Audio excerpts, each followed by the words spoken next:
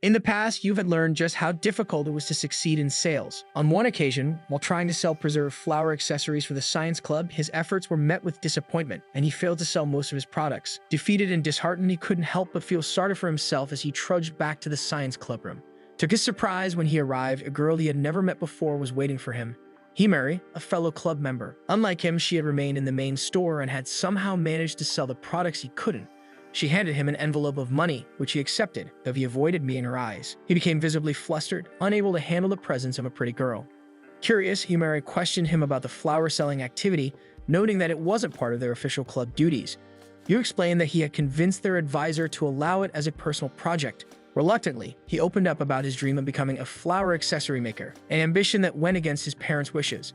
Determined to prove him wrong, he had set a goal to sell 100 accessories during the school festival. Suddenly, Himari burst into laughter. She joked that any parent would be against such a reckless life plan, but she acknowledged his determination. Observing that he still had a long way to go, she decided then and there to help him. Though she didn't reveal their strategy, she promised to handle the marketing herself. That moment marked the beginning of Yu and Himari's unexpected friendship. 2 years have passed since that day, and Himari and Yu remain the closest of friends. Himari continues to use her natural charm and popularity to promote Yu's handcrafted flower accessories, helping his small business steadily grow. What started as a simple school project has now become a home-based operation.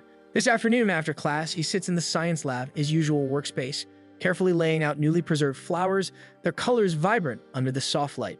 As he begins making them into accessories, a sense of contentment settles over him. He's grateful for the calmness of this life, for being able to create what he loves in peace. People, like his sister, often tell him he's too introverted, but he sees it as a gift. His reserved nature grants him the focus and solitude needed for his craft. Deep in concentration, he doesn't notice when Himari sneaks up behind him until she suddenly leaps onto his back. He lightly scolds her since she disturbs his concentration. Himari refuses, complaining that she's been sitting there for over an hour, completely ignored while he obsessively tinkers with flower petals. With an eager gaze, she urges him to call it a day and spend some time with her. He hesitates, but eventually admits that he's been thinking about the cultural festival lately, the one from 2 years ago that started everything. So much has changed since then, but the bond between them has only grown stronger. After some gentle teasing and her usual persistence, Himari finally convinces him to pack up early and walk home together. A memory from 2 years ago drifts into Yu's mind. It was shortly after they had managed to sell all the flower accessories during the festival. Yu had finally asked Himari why she had gone so far to help him. Without hesitation, Himari confessed that she genuinely enjoyed accessories and simply wanted to sell them. She also admitted with a sheepish smile that part of her motivation was to earn the necklace Yu had given her as a thank you gift. With a playful glint in her eyes, she declared that she would continue supporting him and promoting his creations. She even revealed, half-teasing, that she had been spying on him during his work sessions, watching as he carefully crafted each piece and even witnessing the moments he grew emotional while plucking flowers from the garden. At first, Himari admitted she had only intended to buy a choker from him and leave it at that. But after hearing his story and seeing his passion, something changed. She told him she had made a wish to her older brother on his behalf, though she refused to say what it was. Then, without warning, she asked Yu for his eyes. Startled, Yu dropped his burger and stared at her, completely bewildered. She caught the burger, took a bite, and quickly clarified that what she meant was she loved how his eyes sparkled when he worked on his creations. She wanted to be the only one to see that side of him. With a grin, she vowed to help sell as many accessories as she could and boldly expressed her desire to become his best friend. Wordlessly, Yu leaned over and took a bite from the burger in her hand, marking their unusual partnership. In the present, Yu and Himari stop by a cozy sushi restaurant tucked away in a quiet part of town. As they share a meal, their conversation turns to Himari's future. She's been receiving multiple scouting offers, but she continues to turn them down. Her reason is always the same. She wants to stay by Yu's side and keep promoting his flower accessory business. Over the years, a lighthearted joke has taken root between them. If Yu fails to turn his modest home-based shop into a full-fledged physical store, then he'll have to marry her. It began as playful teasing, but it has gone on for so long that even Himari's older brother Hibari has grown fond of Yu, often treating him like family. As they eat, the topic shifts toward relationships. Himari points out how Yu's inability to date stems from their unusual closeness, while she, despite maintaining their odd friendship, has still managed to date casually. She admits that none of those relationships meant much to her, and she never truly sought romance. Still, she's aware that if she continues to avoid settling down, her parents might eventually arrange a marriage for her, most likely with someone significantly older. The thought seems to weigh on Yu, and Himari, noticing this, pretends to continue the conversation seriously before suddenly laughing it off. Later that evening, back in his room, Yu refocuses on an order that had come in. As he reads through the details, something about it stirs a memory to resurface. At one point in the past, Himari had confided in Yu that she struggled to develop romantic feelings for anyone. Yu admitted that his unusual hobby of making flower accessories had often driven girls away. Hearing that, she proposed they make a pact. If they were both still single by the time they turned 30, they should live together and get married, just to avoid ending up alone. But Yu had quickly refused. Instead of being offended, Himari had burst into laughter and leaped onto his back in excitement. Snapping out of his brief trip down memory lane, Yu drops by his sister's place to deliver something she had asked for. Before leaving, he gently reminds her about the flowers he requested earlier, ones he needs to complete a few more accessory orders. The next day at school, Himari finds herself approached by an upperclassman. He casually asks about her relationship with Yu, clearly curious about their closeness. Rather than entertain the question, she gives him no direct answer, choosing to walk away from him. As she stares out the window, the sunlight warming her face, she begins to reflect. Over the years, she's always claimed they were just best friends, but even she can't deny the strange fluttering in her chest that occasionally surfaces when she's around Yu. Still, she knows herself well enough to understand that if she had truly wanted something romantic, she would have acted on it long ago. She smiles softly at the thought of a future where Yu were to fall in love with someone else someday, hoping that person will accept her too, because more than anything, she doesn't want their friendship to end. Elsewhere, Yu stands by a vending machine, buying a carton of milk. As he considers buying one for Himari, the sound of footsteps catches his attention. A girl with long black hair walks up beside him to purchase a drink, and for a moment, he finds himself completely mesmerized. Her quiet beauty catches him off guard, and his mind instinctively starts imagining which accessories might suit her best. Then he notices something surprising. She's wearing one of his bracelets. It's a design that didn't sell well, only Himari had bought one, and the other had sold during the cultural festival years ago.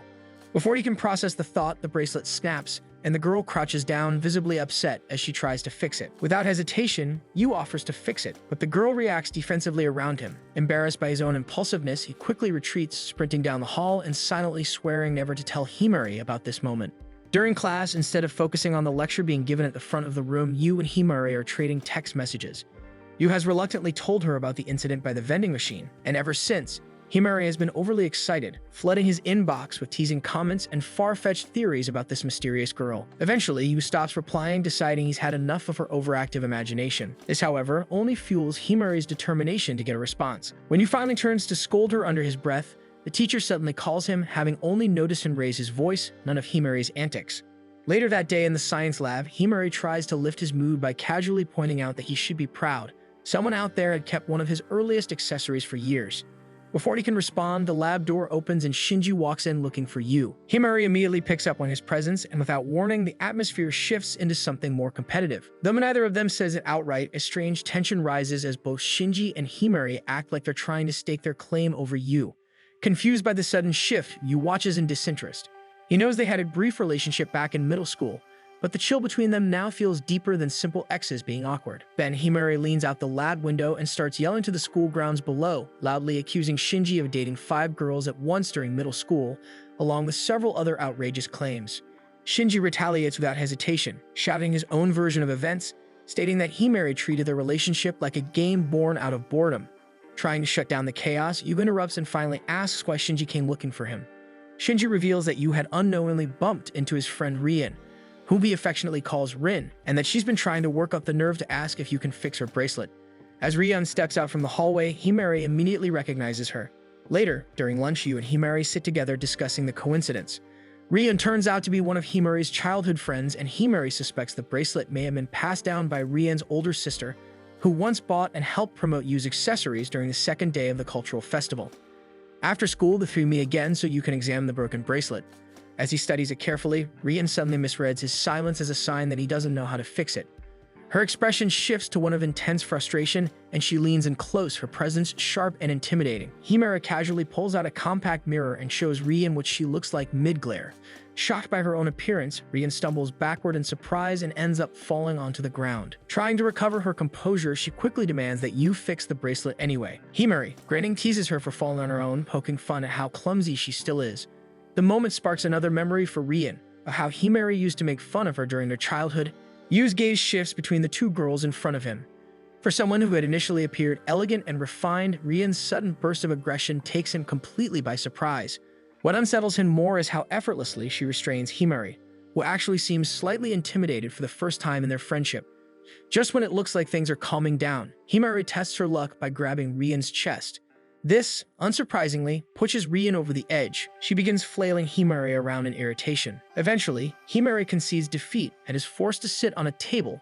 With the room slightly calmer, Yu turns his attention to Rian's bracelet, and the two begin discussing the best way to repair it. As Yu begins his work, he slips into a familiar focused trance, shutting out the world around him. Himari takes advantage of this and makes her way back to the table, trying to convince Rian to join her in playing a prank on Yu. By the time Yu finishes the repair, he finally notices that something feels off. The girls are giggling quietly, and when he reaches his head, he notices that it's tied up in several bows. Flustered, he scrambles to remove them, while Himari and Rian double over with laughter. Once the laughter dies down, Rian slips the bracelet onto her wrist. Her expression softens as she admires the restored accessory, offering Yu a rare, sincere smile. As Yu walks home, Rian and Himari head toward the bus stop. Curious, Rian questions Himari about her relationship with Yu. Himari gives her usual answer. They've been friends since middle school and brushes it off lightly. She teases Rian about possibly liking him, which Rian quickly denies, but her tone lacks conviction. While waiting for the bus, Rian brings up the idea of receiving an anonymous confession to Himari. Curious how Himari would react to such a scenario. She admits that ever since receiving the bracelet years ago, she's felt a quiet affection for its unknown creator. But now, after seeing Yu work, she's convinced he might be the one behind all the accessories, including the one Himari wears with such pride online. Himari turns to face away from her, a sudden tightness in her chest. For the first time, the world she had built around her quiet bond with Yu feels like it is shattering. One morning, Yu is having breakfast and wonders how he is now talking to another girl besides Himari. His sister walks in and immediately notices that Yu seems more fatigued than usual, raising her concern. He decides to tell her about his unusual encounter with Rian. Sakura points out that having Rian as a new friend might be good for inspiration. She notes that all of his recent accessories have started to look similar and blames it on the fact that he's only been making pieces with Himari in mind. With Rian around, Yu might get a stroke of inspiration and create new and exciting designs. Yu tries to argue that his sales have been doing well, but Sakura counters that he hasn't had a single repeat customer. As Yu gets up to leave, she reminds him of the promise he made: if he fails to grow his flower accessory business, he'll have to take over the family convenience store and marry Himari. During class, Yu can't stop thinking about what his sister said. He realizes she might have a point. His shop doesn't have any repeat customers. He is so lost in thought that he doesn't notice Himari glancing at him. In the hallway, Shinji confronts Rian about her encounter with Yu, offering to help her win Yu's heart, but Rian refuses to reveal anything. Just then, Himari spots them and approaches, quickly getting into another argument with Shinji. They only stop when some girls from the tennis club approach to ask for Shinji's help. When he leaves, Himari takes the opportunity to speak to Rian in private, making Rian a bit uneasy about what the conversation might be. Meanwhile, Yu is watering the flowers in the school garden when Himari jumps on his back. She says she noticed how distracted he was during class and wants to know what's going on. Yu tells her about his plan to change the theme for his next batch of accessories. He's thinking of exploring romance and rejection. This amuses Himari, who starts slapping his back playfully, finding it funny that Yu, of all people, would focus on romance. Yu shares more about his conversation with Sakura, and Himari agrees. It might be a good idea to finally consider things from a buyer's perspective instead of just making what he personally likes. Yu is surprised to see how excited Himari seems about the new theme, considering she often says she can't feel romantic emotions. Himari counters that she's popular and loved by many boys, so between the two of them, she clearly has more experience in the romance department. Yu decides to test her and asks what Himari really knows about the concept of love. Without hesitation, Himari says that love is the desire to be physically intimate with someone. Yu argues that her definition sounds more like lust, but Himari counters that such feelings often stem from love. Curious, Yu presses her to explain further, admitting he doesn't fully understand the difference between love and lust. Himari says lust can be born from love, then throws the question back at him if he has a certain type of girl he has desires for. Before Yu can process the question, Himari begins describing Rian's characteristics and asks if he's ever felt the urge to kiss her. Yu looks at her, unamused by her sudden attempt at playing matchmaker. Himari quickly clarifies that she's only suggesting Rian as a source of inspiration. It might be easier, she claims, to create accessories with a person in mind. Yu admits he's never had the urge to kiss any girl. Himari then casually suggests he try kissing her to finally understand what it feels like. The idea flusters Yu, and he asks if Himari even sees him as a man.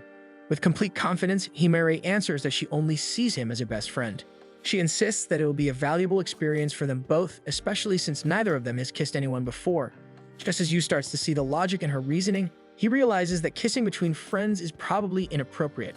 Seeing the hesitation in his expression, Himari grabs his hand, demonstrating how easy it is for them to be physically close. Yu immediately feels that even holding hands is already crossing a line. Still, Himari pushes her idea further and suggests they go through with a kiss. She begins pulling him down, slowly closing the distance. Yu starts to panic, not expecting her to actually go through with it. As she inches closer, he can't help but notice how beautiful she is. He closes his eyes, bracing himself for the kiss, but nothing happens as he doesn't feel her lips. He opens his eyes to find Himari barely holding back her laughter before bursting out laughing. Yu crouches down, disappointed in himself for even thinking she was serious. Realizing she may have pushed too far, Himari promises to make it up to him. She tells him to keep his Saturday free but refuses to reveal what she has planned. When Saturday arrives, Yu is surprised to be picked up by Himari's brother, Hibari, who cheerfully admits he's missed Yu terribly. Yu thanks him for the sushi the other day and casually mentions his older sister, someone Hibari knows since they were schoolmates back in the day. Hibari reveals that Sakura was very popular in school and known for being a genius. The comment makes Yu feel a bit self-conscious about how different he and Sakura are in terms of academics and social standing. Noticing Yu's unease, Hibari tries to reassure him, saying that Yu has his own unique talents that he should be proud of. He even jokingly invites Yu to just stay at their house forever and focus on making accessories full-time. When Hibari drops Yu off, he expresses disappointment at not being able to spend more time with him. He drives off in a rush, saying he needs to head back to work. Yu stares after the disappearing car, quietly realizing how spontaneous both Hibari and Himari are. Just then, Himari appears and immediately criticizes Yu's outfit, saying it isn't fashionable. Yu takes a moment to scan Himari's look and notices how much effort she puts into looking cute every day. He defends himself, saying that Hibari was too excited and didn't give him time to change into something better. Himari then drops the surprise that she brought Rian along to hang out with them today.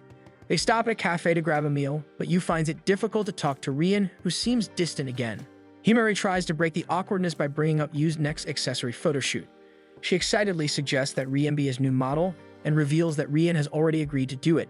As they begin to eat, Himari explains that Rian wants to repay Yu for fixing her bracelet. So she took the initiative and suggested Rian model for him. She adds that the shoot will be held in Rian's family's sweet shop, which visibly shocks Rian. Without a word, Rian excuses herself to call her mom and ask for permission. Later, they visit an accessory shop where Yu is visibly thrilled by the flower-themed accessories. Himari manages to get his attention, and together they look at different colors and designs that might suit Rian. Yu suddenly realizes that he might be acting a little too comfortably around Rian and backs off slightly, apologizing. Himari immediately teases him, which amuses Rian, watching the two of them interact so naturally. Eventually, the group begins trying different accessories on Rian. Himari suggests that Yu be the one to put the red necklace around Rian's neck. Yu does what he's told without much thought, assuming Rian, like Himari, doesn't see him as a man. But as he clasps the red necklace around her neck, he notices a shift. Rian stiffens slightly, her breath hitching, subtle signs of fluster that don't go unnoticed by Himari. Sensing an opportunity, she casually points out how revealing Rian's clothes are, sparking immediate embarrassment. Rian, red-faced and annoyed, reacts by lifting Himari into the air in retaliation. Their next stop is the flower section of the shop, where they browse for balloons to inspire Yu's new accessory line. Rian's attention is quickly drawn to the violet wisteria blossoms. There's a faraway look in her eyes as she gazes at them, murmuring something about how beautiful they are and how they remind her of something from her past. Yu catches the wistfulness in her tone and glances at her with curiosity, but when Yu questions her, Rian brushes off the moment and offers no further explanation. Himari soon calls out, asking if he was done picking flowers and suggesting that he should consider using roses. Yu, however, disagrees. He feels that roses wouldn't suit Rian. Her beauty, he thinks, more honest, subtle but striking. He says as much, and the words hang in the air. Realizing what he's just admitted, he tries to play it off, but Himari beams with satisfaction before heading off to buy drinks, leaving Rian and Yu alone. As she makes her way to a cafe, she quietly decides that if someone were to win Yu's heart, she wouldn't mind if it were Rian. With Himari gone, Yu takes the opportunity to apologize for earlier, unsure if he made Rian uncomfortable. Their conversation drifts toward how Rian and Himari became friends. Yu was surprised to learn that Himari wasn't always outgoing. It was Rian who approached her first and asked to be friends. The revelation changes the way Yu sees Rian, adding depth to her quiet demeanor.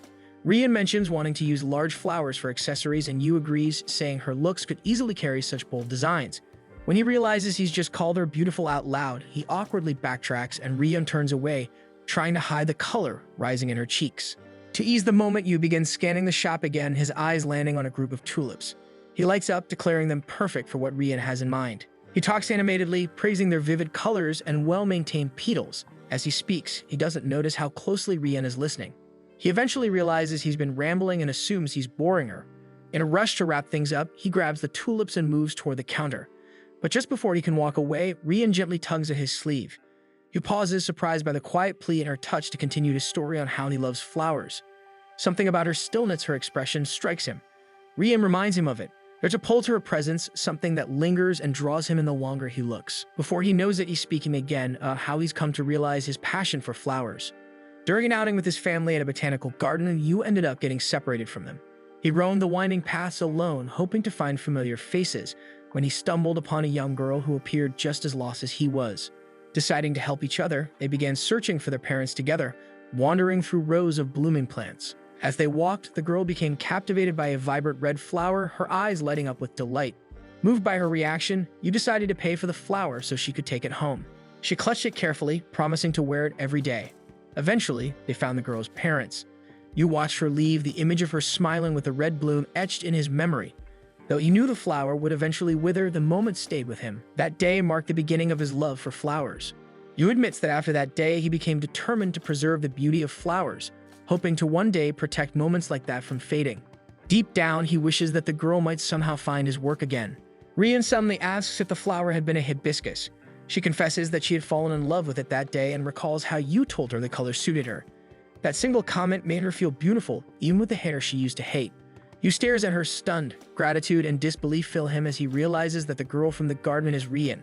The inspiration behind everything he has built stands before him, smiling the same way she did years ago, with the same hibiscus bloom mirrored in her expression. As the sun dips below the horizon, Yu becomes concerned about Himari, wondering if she got home safely. Rian suggests they exchange numbers before parting ways. Meanwhile, Himari lies in bed, restless. The image of Rian and Yu sharing a quiet moment in the flower shop replays in her mind. She knows she should be happy for them. They look perfect together. But a growing unease settles in her chest. The look in Yu's eyes when he gazes at Rian lingers, and it unsettles her more than she expected. One morning, Yu drags his feet on the way to school, his thoughts consumed by the revelation that Ryun was his first love all along. The realization has left him restless, unable to sleep over the weekend as he replays the memory again and again. He had attempted to reach out to Himori through text, but she repeatedly left his messages on read, offering no explanation. Out of nowhere, Himori greets him with a cheerful good morning, her tone bright but her body language reserved. She keeps a deliberate distance from him, which immediately strikes you as odd. He tries to get to the bottom of her strange behavior, pushing her for answers about her sudden disappearance on Saturday and her refusal to respond to his messages. Himari dodges his questions effortlessly, brushing him off with a flimsy excuse about maintaining a 3-meter distance from him. Before you can challenge her any further, Ryun appears beside him, offering her soft greeting. She waits expectantly and Yu returns the gesture, albeit distractedly. Her expression changes subtly, sensing that something weighs on his mind. Following his silent gesture toward the lockers, Ryun quickly locates Himari, trying to hide behind them. Ryun calls out that she brought cookies, successfully luring Himari out from her hiding spot. Himari rushes over, only to be effortlessly grabbed by the head by Ryun, who scolds her with practiced ease. As the three of them walk together toward their classrooms, Yu listens in silence to the way Ryun nags Himari. He briefly wonders how the two maintain their friendship with such different temperaments. Before they separate, Ryun hands Yu a small, carefully wrapped pack of her homemade cookies. He stares at them in surprise, noting the intricate designs and delicate attention to detail. When she leaves to enter her classroom, he finds himself watching her retreating figure, his cheeks growing warm without warning. Himari immediately picks up on his reaction and doesn't waste the opportunity to tease him about his growing affection toward Ryun. She keeps it up until their lunch break on the rooftop, finally poking fun at the moment you realize Ryun was the girl from his past. Irritated, Yu pins her lightly against the rooftop railings, demanding to know why she was eavesdropping and what's behind her bizarre behavior lately. He pauses when he notices her flustered expression, something he rarely sees on her. She calls him strange, but Yu retorts that she's the one acting odd, especially with her constant assumptions that he and Ryun share mutual feelings. He insists that she's making things more complicated between them. Without another word, Himari shoves a cold drink into his hands and steps away, telling him to cool off. Yu watches her leave, the embarrassed look on her face lingering in his mind. As he sips from the drink, a cooling sensation soothes his body, but his thoughts remain fixated on Himari. For the first time in a long time, he quietly admits to himself that she looked cute. Later that day at the school's science lab, Ryun is fascinated as the vibrant petals begin to pale into pure white, captivated by the transformation.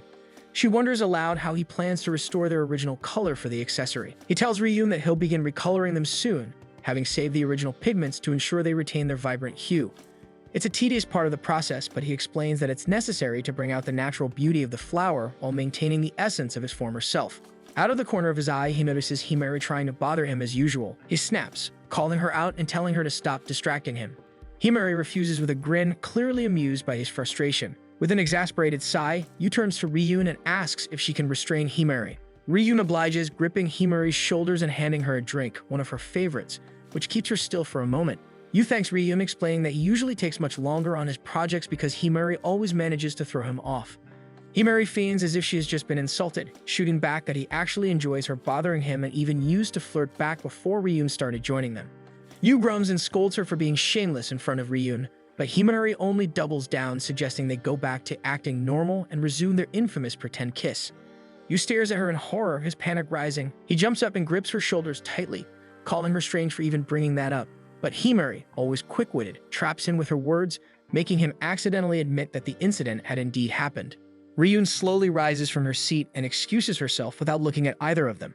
Yu stares at the door in disbelief and turns sharply to Himari, ready to scold her, but she's already rolling on the table, laughing uncontrollably. She calls out for him to help her up, and with a sigh of resignation, Yu moves toward her, ready to pull her up.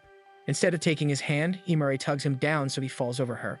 With a mischievous gleam in her eyes, she suggests that they should kiss, since Ryun already believes it happened anyway.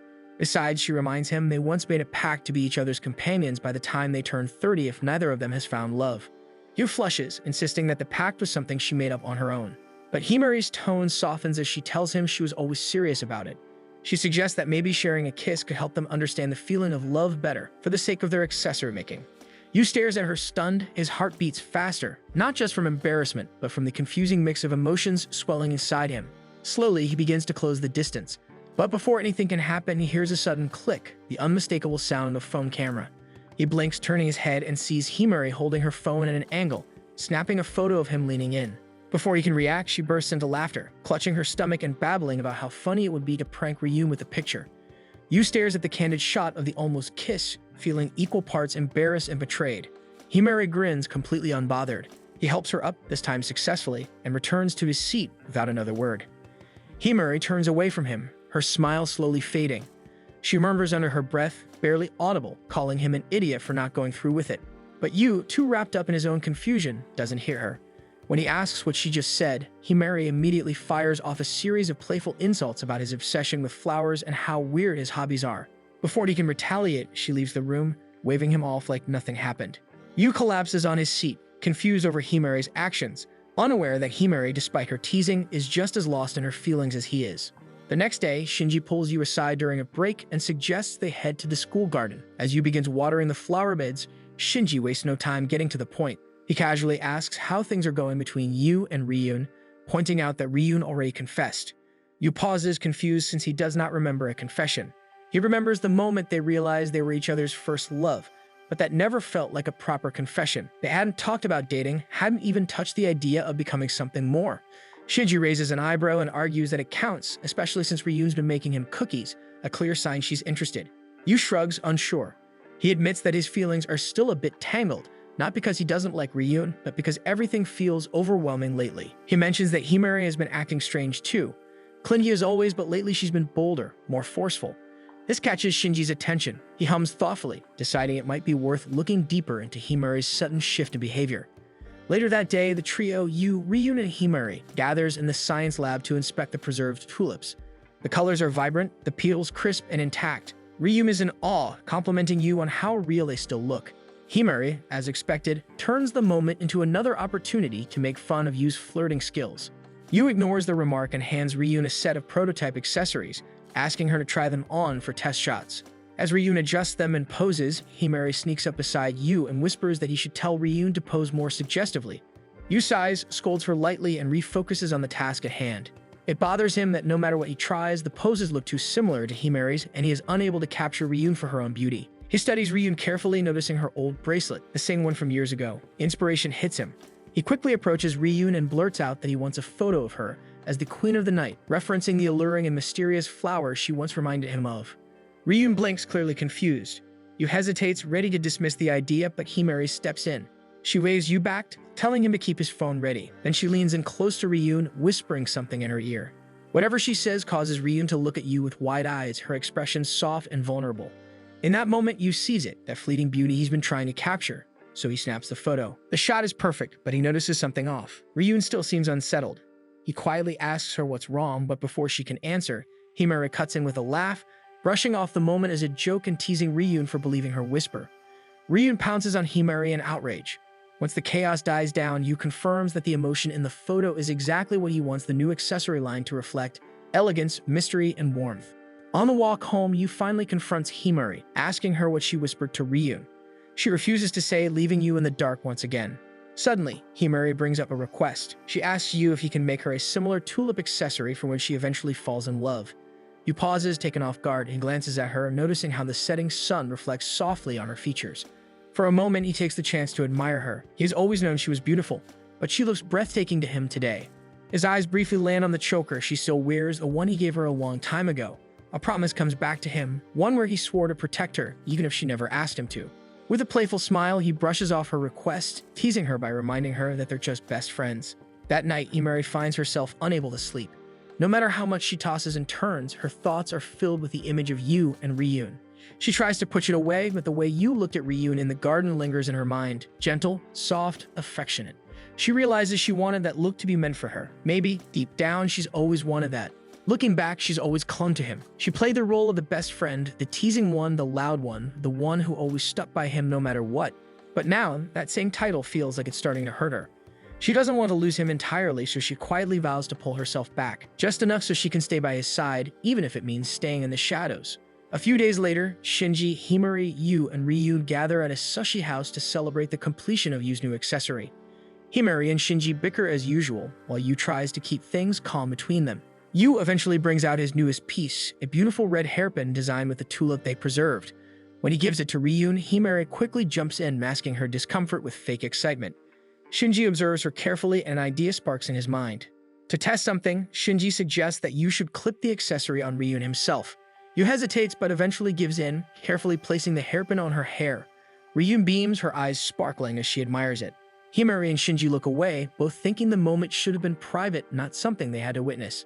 Shinji pushes it even further, suggesting Ryun become Yu's permanent model.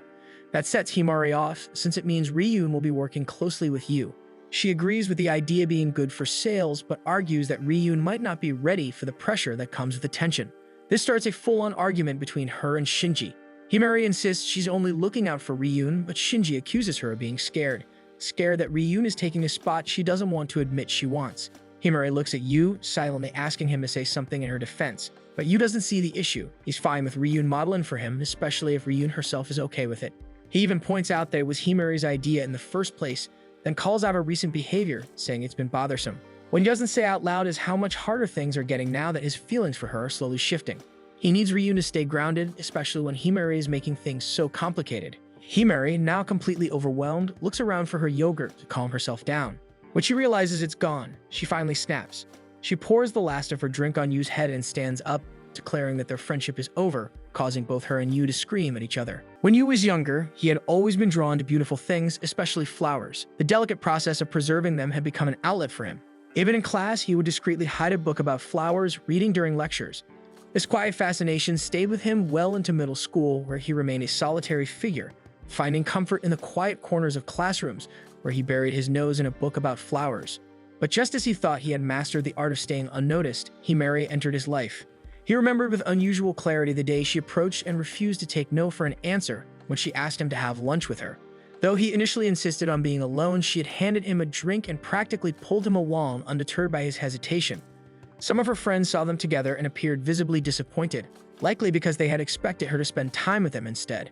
Himari exchanged lighthearted banter with them, her tone playful and teasing, while Yu lingered nearby, unsure of how to navigate the sudden attention. Before he could retreat, she had taken his arm and led him to the science lab to have their usual lunch. As they settled into their meal, she confronted him about his recent distance, a question that caught him off guard and left him choking on his food. He hadn't intended to avoid her, but when classmates began approaching him, urging him to stop spending time with her for her own social good, he had quietly withdrawn, believing it was in her best interest. Himari took out her phone and revealed a string of messages from one of the boys who had encouraged her to drop him. Despite already being in a relationship, the boy had confessed to wanting to be with her and even offered to end things with his girlfriend to pursue her. There was also a message from the girlfriend accusing Himari of stealing her boyfriend. She explained that while the popular crowd might appear attractive from afar, it was rarely sincere. She admitted that she felt exhausted by the social games and would rather spend her time in peace, simply watching you work.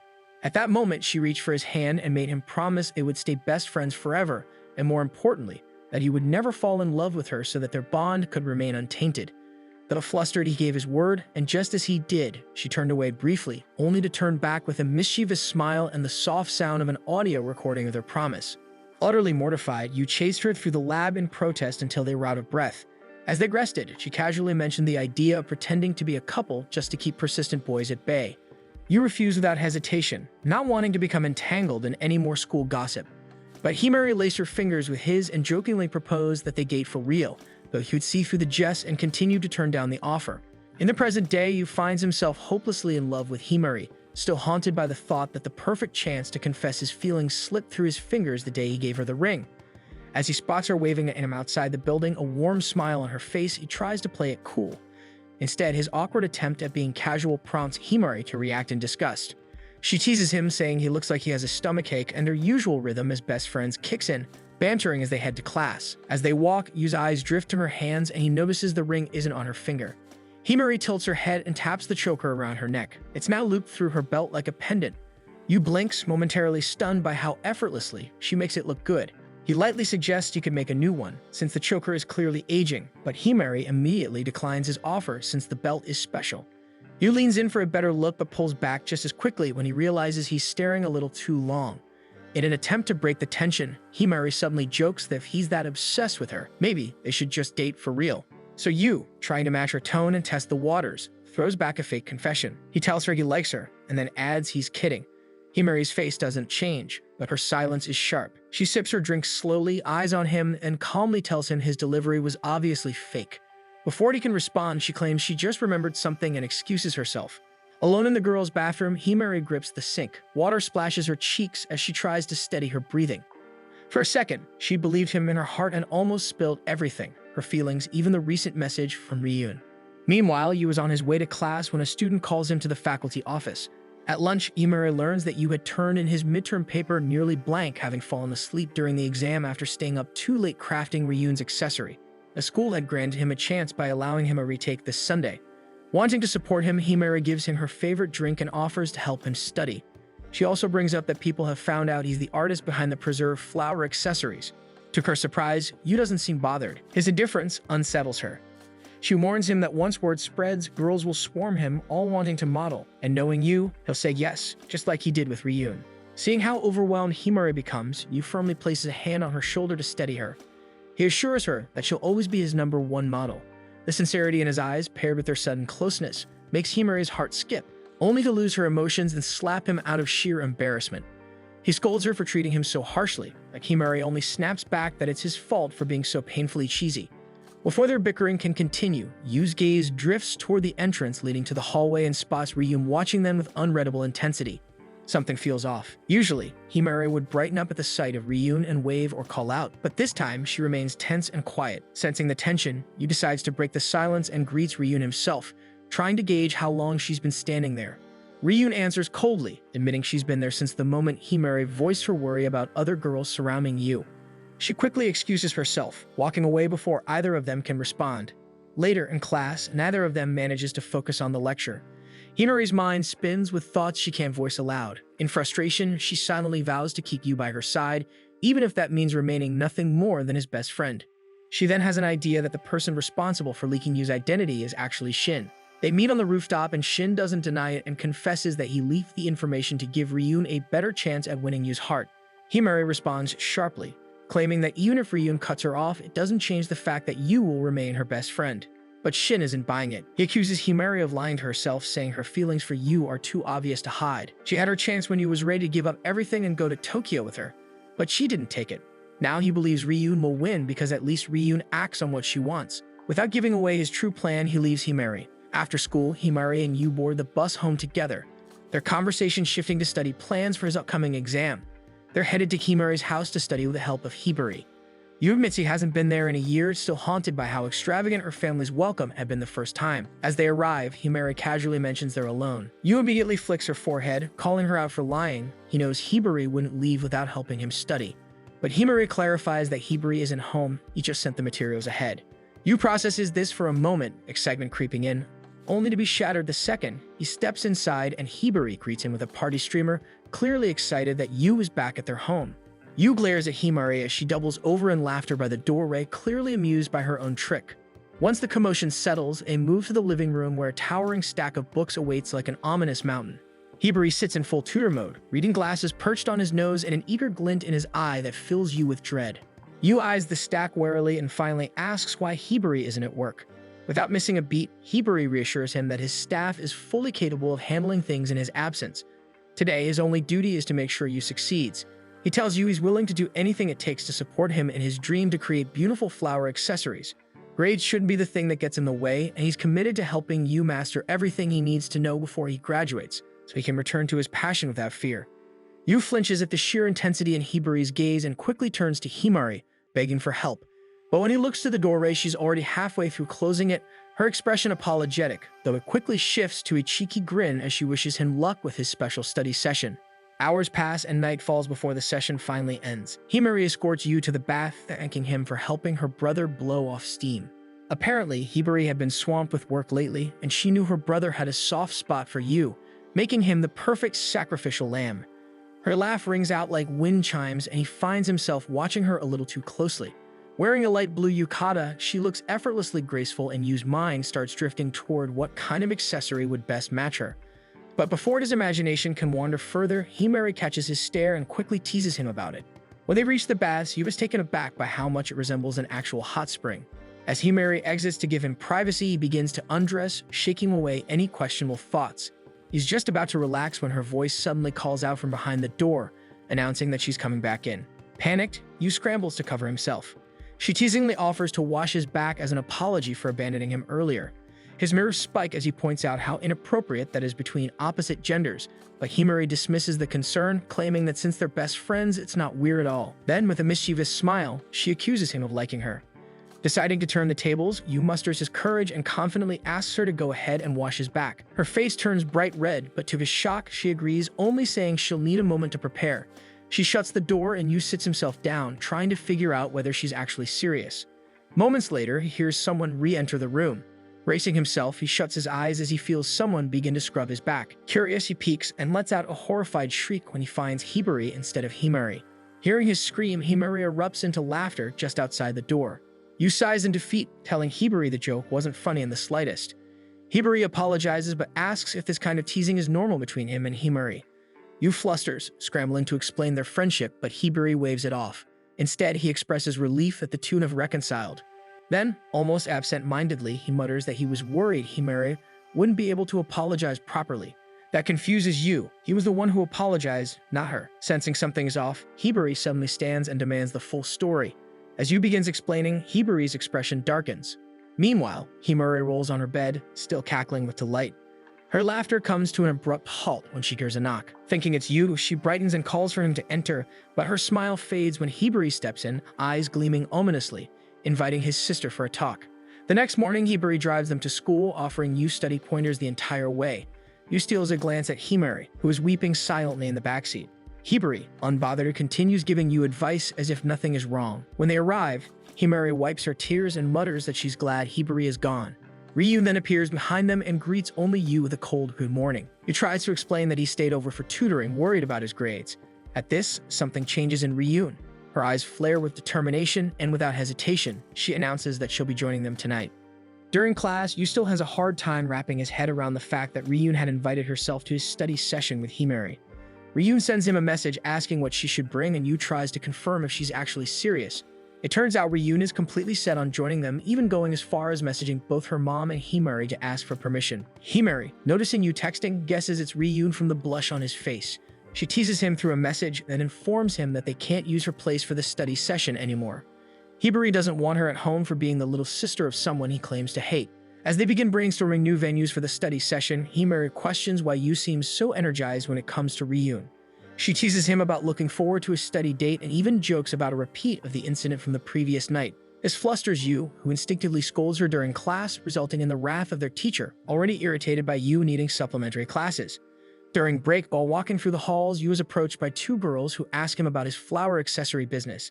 They request custom accessories, which makes Yu nervous since he still hasn't figured out how to handle situations like this. Fortunately, Shinji shows up and asks the girls to leave, claiming he has something important to discuss with Yu.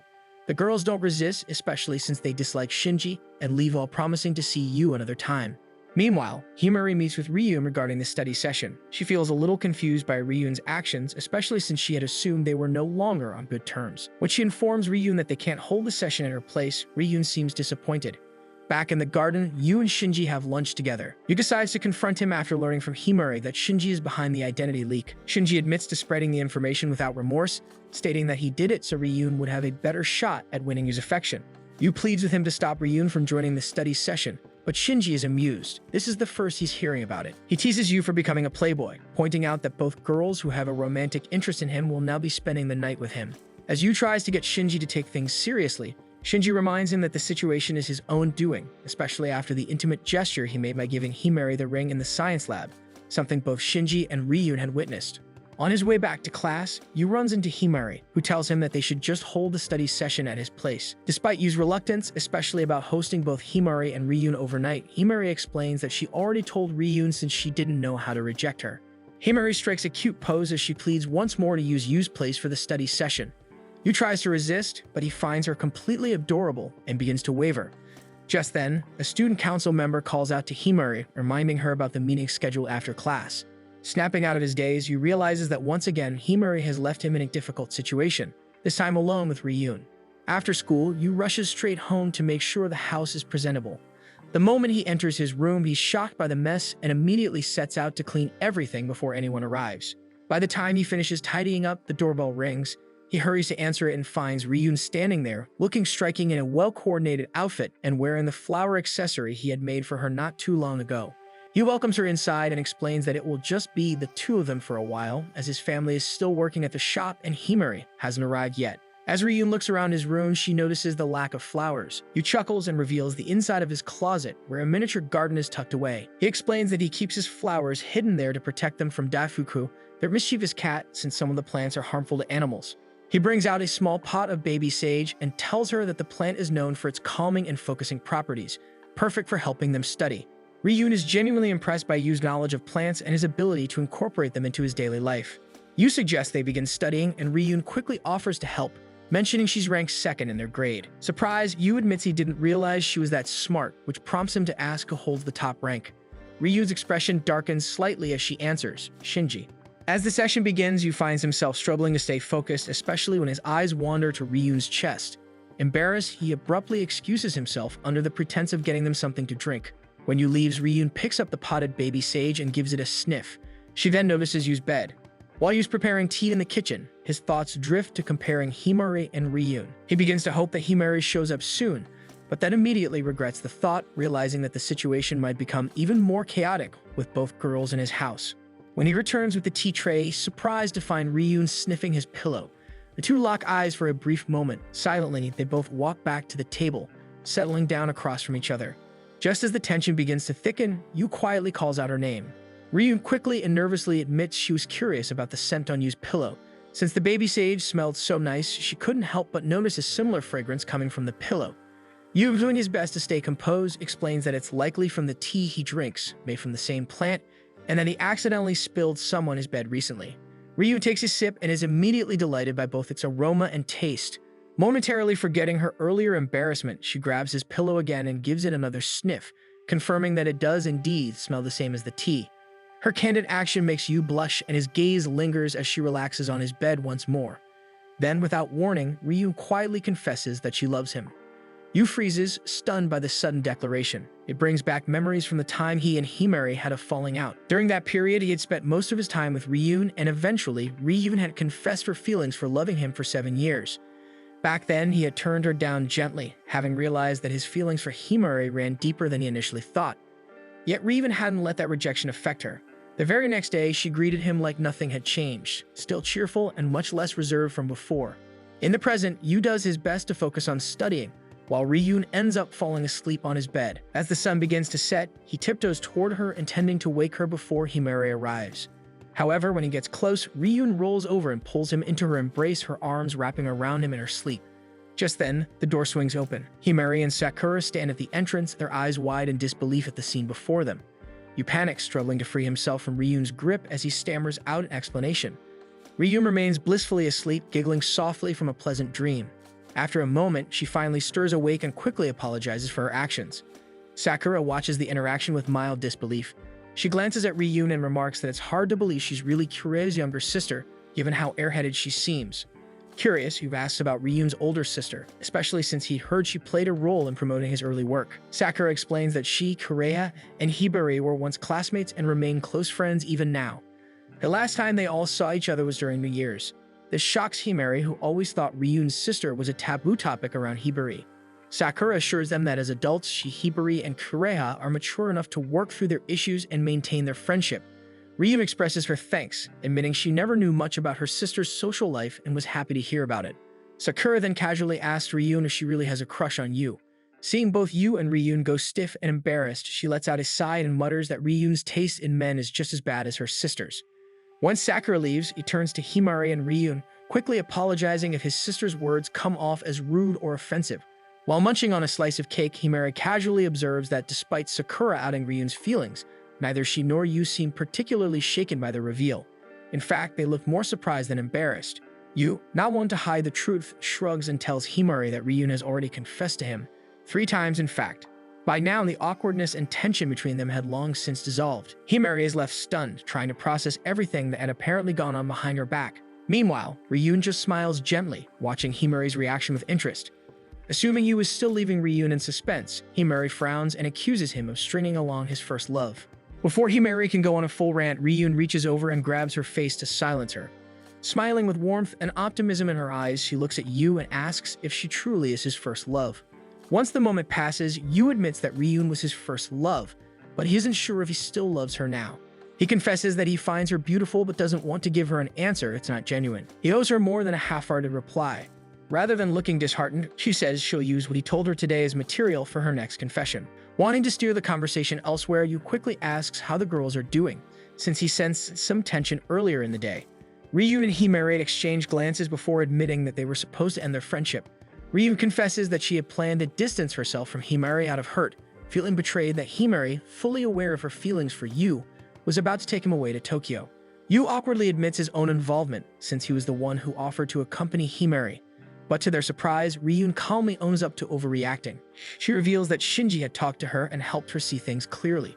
She realized it wasn't fair to resent Himari when you had prioritized her for the past 7 years. Rather than feeling unappreciated, she decided she would aim to become someone who's important to both of them, without standing in the way of their bond.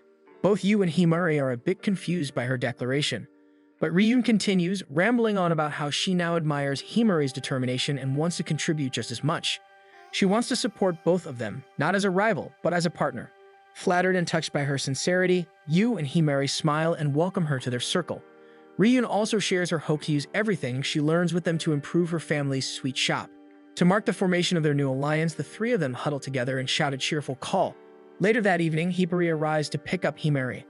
As he drives her home, he scolds her for letting Ryun into their circle, saying it was careless and emotional. Before responding, Himari reflects on how she had once encouraged Ryun to go for Yu, only to later find herself selfishly wanting his attention. But instead of backing down, she throws the accusation back, pointing out that she knows Hibari is still secretly seeing Kureha despite claiming to hate her. Hibari brushes off the remark and tells her to worry about her own future instead.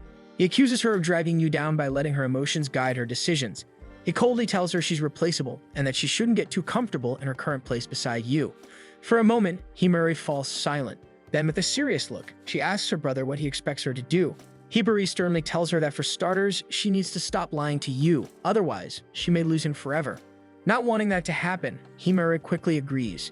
Hibari, thinking he's finally gotten through to her, offers to treat her. But his relief turns to exasperation when she asks how honest she really needs to be with Yu. Friday finally arrives and Yu gets perfect marks in all his exams, so the teacher scolds him for not trying hard the first time. Sakura visits Yu's school to address the growing concerns surrounding his accessory business. Although the teacher assures her that he is aware Yu is not at fault, the discontent among some parents cannot be ignored. The issue lies in the perception that students were misled or pressured into spending too much on accessories due to inflated rumors. The teacher proposes a possible solution and appeals to Sakura for assistance in establishing a flexible reimbursement plan to appease the angry parents. Understanding the delicate situation, Sakura promises to consider all options and coordinate with Yu to create a fair path forward. Meanwhile, Yu stays home, unaware of the meeting's outcome. At school, Asumi and Mao meet with Himari by the roof. Their expressions carry regret and guilt as they express remorse for unintentionally causing trouble with their promotional efforts. They hope Himari will pass along their apology to Yu. Though Himari accepts their sentiments outwardly, she walks away feeling disheartened that neither of them had the courage to apologize to Yu directly. She feels the burden of their mess has been unfairly shifted onto her shoulders. While walking down the stairs, Himari spots Yu returning to class. Determined to lift his spirits, she approaches him with cheerful energy and greets him in her usual lively way. Yu responds with an air of detachment and takes his seat without much reaction. Though briefly concerned by his aloofness, Himari convinces herself that he just needs a little more time to return to his usual self. During lunch, Yu heads to the school garden where he meets with Shinji. Shinji admits his role in the rumor that led to the spike in accessory orders and the ensuing backlash.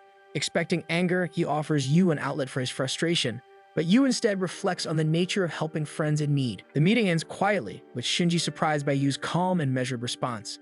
After school, Himari and Ryun walk to the science lab together, troubled by the uncertain future of their shop. Himari shares her plan to take Yu on a weekend trip to cheer him up, believing that a change of scenery might restore his motivation. Ryun expresses concern, suggesting that Yu may need time to rest and process everything before rushing into new plans. The suggestion frustrates Himari, who misinterprets Ryun's concern as opposition. Tension builds between the two until Himari, in a teasing tone, implies that Ryun may have known more about the rumor than she let on, given her closeness to Shinji. She also hints at having noticed Ryun's subtle attempts to get closer to Yu. Before the conversation can escalate, both girls notice Yu approaching with a box of returned accessories in his arms. Setting aside their disagreement, they rush to inspect the contents. The damaged pieces inside paint a harsh picture. None are fit for resale. Himari expresses frustration over the unfairness of the situation, recalling how each customer had willingly agreed to the pricing and details beforehand. However, Yu quietly puts an end to her anger. He chooses not to argue with the teachers, with the students deciding that avoiding further conflict is the best path forward. The atmosphere in the science lab hangs heavy, the kind of silence that settles like fog, thick and unmoving. Himari refuses to let it linger. Determined to shift the mood, she launches her plan, inviting both Ryun and Yu to join her on a weekend outing. Ryun hesitates but agrees, mentioning she's been curious to try the new tea shop at the mall. Himari jumps in excitedly, adding that she wants to shop for new clothes, and maybe Yu can use the trip as inspiration for future accessory designs. But before she can say more, Yu cuts her off by announcing that he plans to quit accessory making until he graduates. The words land like a slap. Himari freezes, eyes wide as she stares at him. Yu's voice is calm, but the finality in his tone is unmistakable. He explains that pursuing his dream now feels like a mistake, that the backlash from the recent incident is too much. He plans to stop creating accessories until after graduation or maybe even longer. Himari tries to laugh, tries to pretend he's joking, but he isn't. She forces herself to speak, reminding him that the school didn't shut him down and that he still has people who believe in him. But Yu doesn't budge. His mind is made up. He says the pause is temporary, but Himari can feel something slipping through her fingers. Desperate to break through to him, she grabs a yogurt drink and shoves it toward him, hoping it'll cool him off and give her another chance to reason with him. Yu, agitated, tries to swat it away. Himari accidentally presses the carton a bit too hard, splashing cold yogurt all over his shirt. As he wipes the mess from his chest, Himari pleads again, her voice rising, her heart pounding. She tells him he's never more alive than when he's creating. But Yu misinterprets her urgency. He accuses her of pushing him too hard, of not listening to what he really needs. He says she doesn't understand what it's like to feel burned out, cornered by expectations. The words sting. Himari goes quiet, her hands curling into fists. Without a word, she grabs the box of returned accessories and storms toward the window. For a second, it looks like she'll hurl it out, but she can't. She lowers it back onto the table and walks out of the lab. At home, she goes straight to her room. She doesn't cry, she just lies there, face buried in the bed, unsure what to do with the ache sitting in her chest. Later, Himari steps into the room, asking if she wants to eat. One glance at her, and he knows that she and Yu probably fought, and it's mainly because she had pushed Yu to work. Himari tries to explain everything, how she only pushed Yu because she was scared. Scared that if he stopped now, he might never return to creating. Scared that the version of Yu she admires so much might disappear.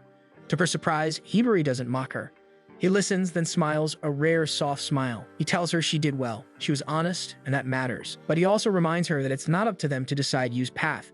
That kind of choice belongs to Yu alone. Challenges like this, Himari says, are part of becoming an artist. Yu needs to face it, stumble through it, and decide for himself what kind of creator he wants to be. All they can do is wait and hope he finds his way back. Himari then tells her that if she truly cares about Yu, then she needs to keep doing her job as his partner. Himari blinks in confusion since Himari just mentioned Yu has to help himself. Himari smirks slightly, explaining that being strict with Yu Coaxing him, dragging him back into creating accessories is part of her role. If anyone can get through to you, it's her. Maybe with enough stubbornness, you will eventually give in. The next day, Himari finds Yu on the rooftop. He quietly apologizes for what he said during their argument, eyes lowered in shame. Himari remains cold, her tone suddenly sharp and firm.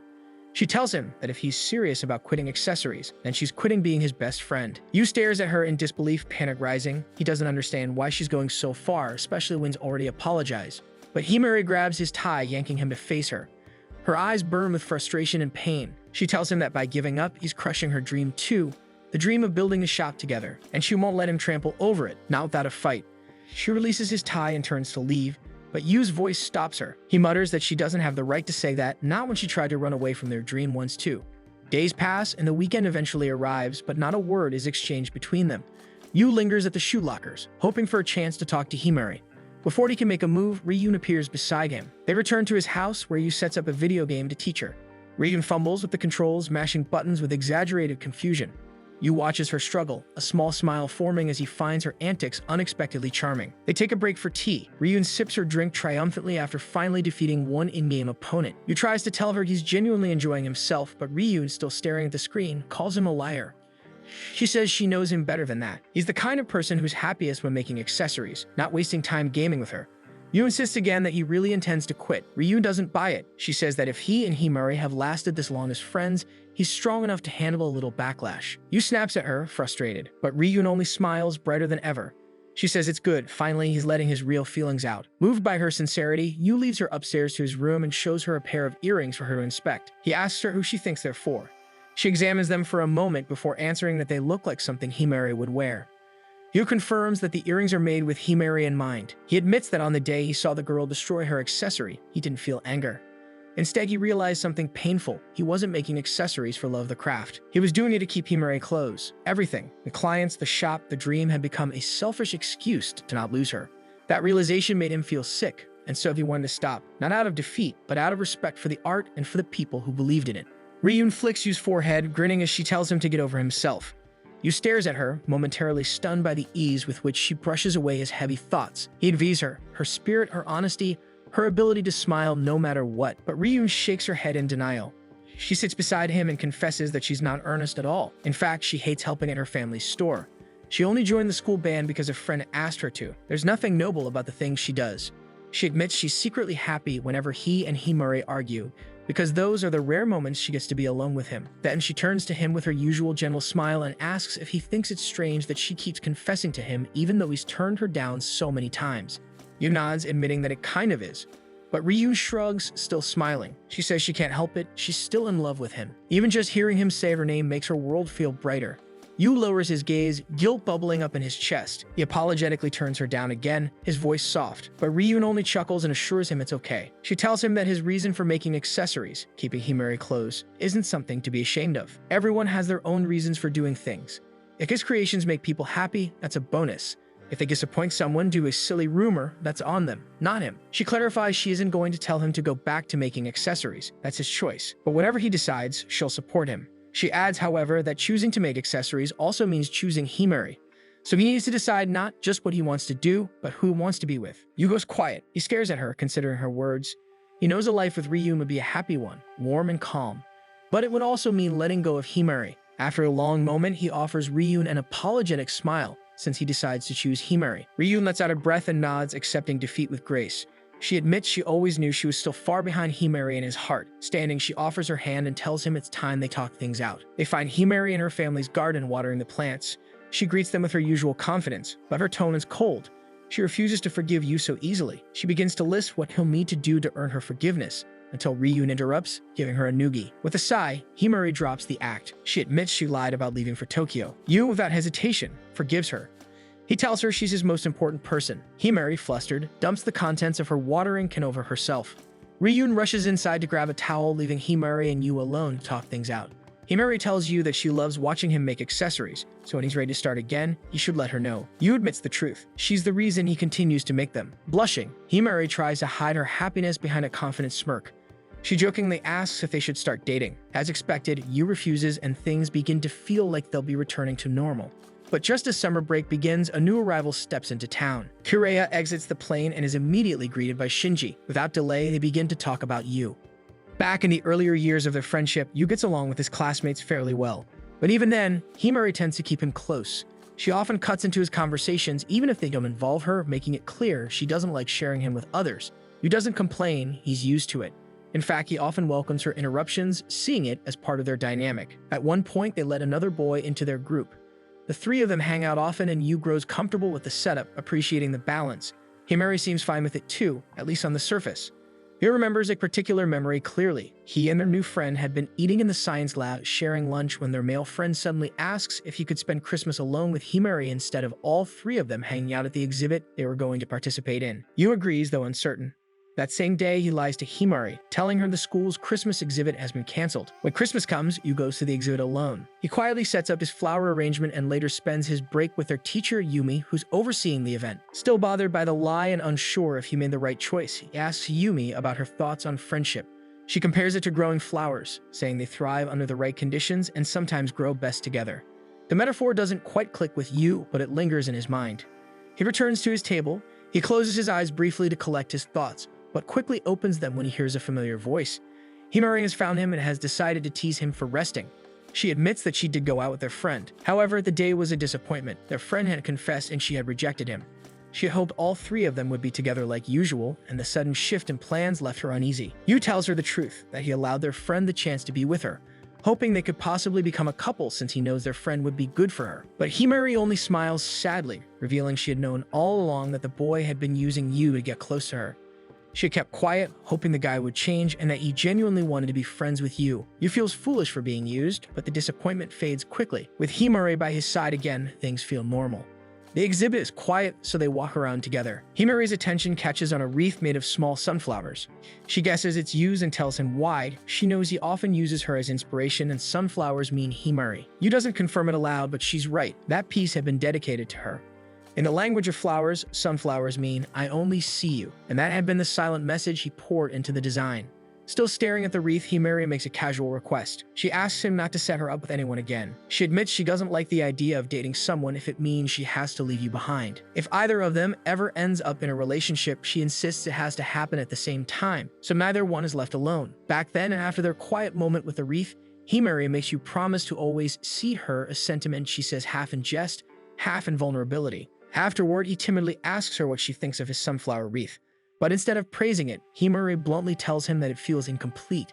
She says it still lacks something important, and because of that, she wants to see it again once it's truly finished. In the present, the morning begins quietly. Himari wakes with a faint memory of the past, thinking about how she's never been particularly good at making things. Whether it's crafts or cooking, creativity never came easy for her. The thought weighs on her for a moment as she rises and prepares for school. Before heading into the building, she stops by the science club's small garden. It's a habit now, one she took on because Yu often uses flowers from this patch for his accessories. She spots Yu ahead of her and immediately rushes up to greet him, her usual energy back in full force. She throws herself at him like always, but Yu dodges her effortlessly, still focused on the phone in his hands. He walks ahead without a word, his eyes glued to the screen, shielding it from her view. As they walk, she casually suggests they spend a summer evening together, just the two of them. She frames it as something sentimental, since exam season will consume their lives after the break. The jest works as Yu is startled enough to lower his phone and stare at her, clearly flustered by her boldness. She teases him, playing the best friend card to justify the idea. Yu avoids eye contact, visibly red in the face as usual when caught off guard by her antics. Before Himari can press further, Ryun arrives. She cups Himari's face and lifts her away from Yu, aware Himari had caused Yu embarrassment. Then she slips in beside Yu, smoothly takes his hand, and leads him back toward the classroom buildings. As she walks away, she throws Himari a mischievous wink, playfully agreeing to the sleepover idea. Himari stands there, watching them walk off hand in hand. She finds herself wondering when and how the two of them became so close so quickly. Later, during lunch, Ryun asks Yu to feed her, but he's too embarrassed to do it without prompting. To convince him, she pulls out her phone and shows the string of messages he sent earlier that morning, desperate pleas asking her to help him dodge Himari's usual tackle. With no excuse left, he complies, feeding her until her lunch is gone. Yu reaches for Himari's favorite yogurt drink, hoping it will calm his nerves, but Himari snatches it from his hand. She tells him it's off limits unless all three of them are drinking together. Ryun casually suggests that if Yu finds Himari too cute to be just a friend, then he should probably go ahead and confess already. But Yu admits that dating Himari isn't something he's completely ready for, not yet, at least. His focus remains on opening his own accessory shop, and love feels like something he wants to approach only after that dream becomes a reality. Hearing that, Ryun gives him a soft, knowing smile. She stands up and tells him that it's exactly that kind of resolve that's always made her admire him. Then, with her usual playful spark, she adds that if he's taking his time with Himari, that only gives her more chances to catch up and maybe win his heart in the end. Yu hides his face with his hands, completely embarrassed to be on the receiving end of another one of Ryun's open confessions.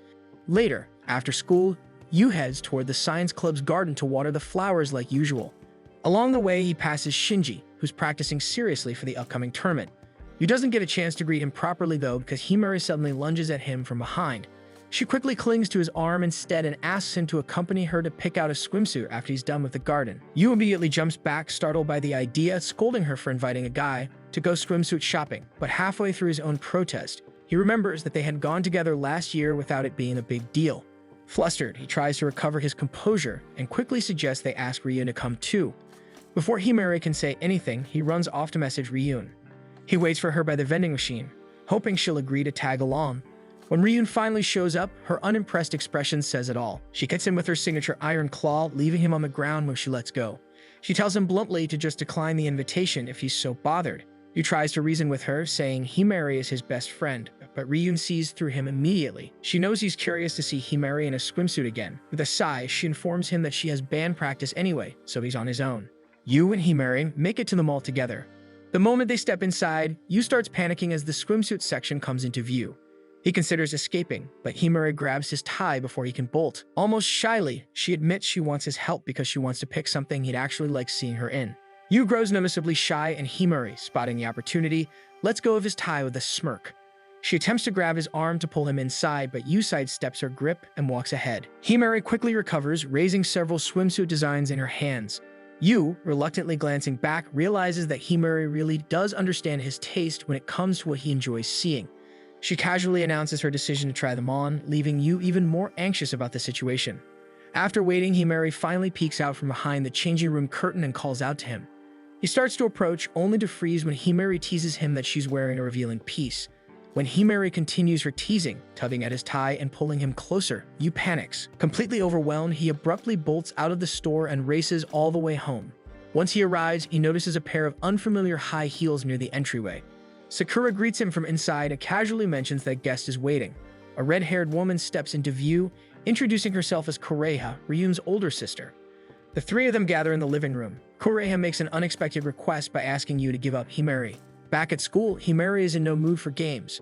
Spotting Shinji on the court, she hurls a ball directly at his head. She accuses him of planting ideas into Yu's head, which may have caused his odd behavior earlier. Shinji laughs it off, suggesting she should just let Ryun win for once, especially since Yu seems to be fed up with her antics. Offended, Himari threatens to destroy Shinji's racket. Shinji retaliates by lifting a potted plant, warning her that if she ruins his equipment, he'll return the favor. After a tense moment, Himari relents. Shinji then shrugs, claiming Yu's behavior has nothing to do with him. If anything, Kureha may be involved. Back at Yu's house, Kureha explains that Himari had once considered joining her modeling agency in Tokyo. Everything had been lined up until Himari suddenly backed out. Yu, connecting the dots, apologizes, suspecting that he was the reason for Himari's change of heart. But Kureha waves it off with a calm smile. She instead asks him to convince Himari to reconsider, arguing that Yu's dream of opening a shop is too far-fetched in such a small prefecture. To further tempt him, she presents a briefcase filled with money, bluntly stating she's willing to buy Himari's future if that's what it takes to secure her. She even offers to have girls from her agency model for Yu's brand, but before she can continue, Yu raises his voice, rejecting the proposal. He won't tolerate anyone treating Himari like an object. He's determined to pursue his dream, with Himari beside him. Still composed, Kureha calls Himari's dedication to Yu a waste of talent. She criticizes Yu's work, calling it amateurish and uninspired, causing Yu's face to flush red with frustration. She then offers an ultimatum. He can join them in Tokyo, but only if he gives up his shop. Yu hesitates. Though he believes in his dream, he also begins to worry that he might be holding Himari back from a brighter future. Before Kureha can press further, Himari bursts into the room, siding with Yu and demanding that Kureha stop undermining his aspirations. Himari explains that Himari had called him aware of Kureha's manipulative tendencies. It's revealed that the two had once dated, and Kureha still holds leverage over him. She flashes a video on her phone that leaves Himari begging her not to post it. Kureha tries to involve Sakura, but she swats the phone away, refusing to be dragged into the chaos. As Hibari lunges to grab the phone, Kureha smirks, revealing she has more copies. Exhausted by the bickering, Sakura finally steps in. She tells Kureha that Yu's dream matters too and shouldn't be dismissed so easily.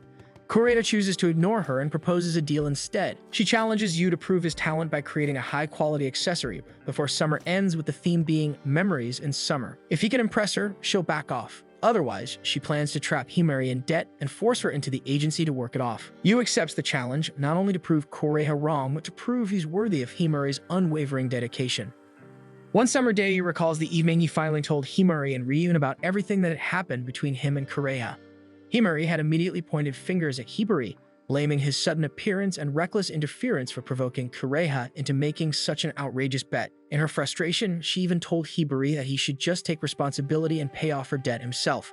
But Hibari refused, arguing that none of this would have happened in the first place if Himari hadn't lied about agreeing to go to Tokyo. While the others argued, Ryum was already scheming, plotting to drag Kureha to meet their parents. Sakura, meanwhile, calmly explained how Kureha operated, how she hadn't changed since they were younger. Kureha used pressure and negativity as fuel to push herself harder, while Yu, in contrast, always grew best when he felt supported. Hibari then reassured Yu, saying he still believed in the quality of Yu's work to ultimately win the bet. Finally piercing a straw through his drink, Yu steals his resolve and quietly vows to win. Himari finds him on the rooftop and pulls him back down, insisting they start gathering ideas on what summer memories could mean. Despite everything riding on Yu's work, Himari remains upbeat and cheerful, trusting that he'll pull through. Shiken tells him that if he loses, she'll just join Kureha's agency and quit right after. Yu scolds her for the reckless idea, pointing out how quitting school mid-semester could ruin her chances of getting accepted anywhere else or being taken seriously later on. Unfazed, Himari stares at him and casually says she's not too worried. After all, Yu once promised to take care of her. That makes Yu flustered, his cheeks reddening as he stammers and tells her not to phrase things like a proposal. Himari doesn't blink, simply confirming that's what she meant, before finally breaking into laughter as reaction. Still pink in the face, Yu walks off to the vending machine to grab another yogurt drink as Himari trails behind, trying to charm him again. Ryu then appears, firmly grabs Himari's face to shut her up and flashes Yu a smile, inviting him to search for summer memories with her. Meanwhile, Hibari finds Shinji buying food from a store. Shinji recognizes him immediately, and the two slip away to talk. Hibari opens with a teasing comment about Shinji's unhealthy meal, saying a top athlete should be more careful. He then throws in a jab about Kureha getting the better of him, making Shinji choke mid-bite. When Shinji counters by mentioning the infamous video, Hibari freezes. Then he leans in, grabbing Shinji by the chin, and tells him to back off since Yu can handle himself just fine. Meanwhile, Ryu, Yu, and Himari stop by a breakfast place to enjoy some pancakes while musing over what summer memories could possibly mean. Himari suggests drawing inspiration from beautiful scenery and even volunteers herself and Ryun to help Yu come up with ideas that might spark something. Ryun, quietly savoring her pancakes, can't help but point out that Himari is awful at coming up with ideas, especially those that aren't suggestive in nature. She even challenges Himari to prove her wrong. Determined not to lose, Himari thinks hard before diving into a story about two friends walking in the rain one summer. But, as expected, her tale takes a turn when she emphasizes how the girl's uniform turns see-through after getting soaked. Just as Ryun predicted, the story becomes too raunchy, prompting Yu to cut her off by stuffing her mouth with a bite of pancake to keep her from continuing. Himari, unamused, turns the challenge back on Ryun. But Ryun's version is no more helpful, casually mentioning that anywhere is fine as long as she's with Yu. That response only frustrates Yu further, realizing their contributions aren't helping him get any closer to a solid concept. He eventually decides the best approach is for them to go on a trip and experience summer moments firsthand. They soon find themselves on a train headed toward the beach. Once there, Yu snaps photos of Ryun and Himari playing in the water, finding comfort in observing their carefree energy. Having real people, his friends, as models feels far more effective for sparking ideas than drawing from landscapes alone. At one point, the girls start teasing each other about their chest sizes, which leads to a playful chase back into the waves, Ryun clearly having the upper hand. Yu quietly admires their friendship from the shore, the sight giving him a warm feeling. Later, they escape the sun by ducking into a nearby convenience store to cool off with some ice cream. Yu reviews the photos on his phone but grows frustrated. The images look great, even Himari and Ryun are happy with the results, but they feel more like promotional ads than genuine memories. Something about them lacks the emotional core he's searching for. Yu spots two kids playing video games on the sidewalk outside. The sight sparks a memory, leading him to suggest another place to visit. The next day, he brings the girls to a small flower arrangement school he used to attend. Upon entering, they're surprised to find the teacher Yumi casually playing video games with a group of kids. Despite the chaos, she welcomes them warmly and lets you browse through the photo albums of past student works. The first photo you sees is one of himself and Himari from middle school. He had once brought her along to class, and judging by the image, Himari didn't exactly excel at flower arranging. Ryun smiles at the photo, remarking that Himari looks really cute with long hair. This catches Yumi's attention, and she casually asks why Himari keeps it short these days. After a moment of thinking, Yumi connects the dots, realizing it's because Yu once mentioned he prefers short hair on her. Himari's eyes light up, visibly surprised that Yu had admitted something so specific. She teases him, suggesting he must really like her hair the way it is now if he went out of his way to mention it. Yu grows visibly flustered, scrambling for a way to deflect the implication. Meanwhile, Ryun begins to twirl her long hair around her finger. Without warning, she declares that she's going to cut it short. The announcement causes Yu to panic slightly, quickly trying to convince her not to do it. He insists that he likes her hair long and that it would be a waste to chop it off. Yumi watches the scene with amusement and offers the group a chance to try their hand at flower arranging since they've come all this way. Ryun lights up at the idea, excited to try something new. Himari, on the other hand, declines the offer. Instead, she takes a seat by the engawa, letting the soft sound of the wind chime pull her into quiet thought. Though capable of many things, she muses that creativity has never been her strength. She glances briefly at Yu and Ryun as they prepare their flowers, then turns her gaze back to the garden, letting herself drift deeper into thought. Eventually, she hears Ryun groaning in frustration. Her creation looks more like a katsudon bowl than a floral centerpiece.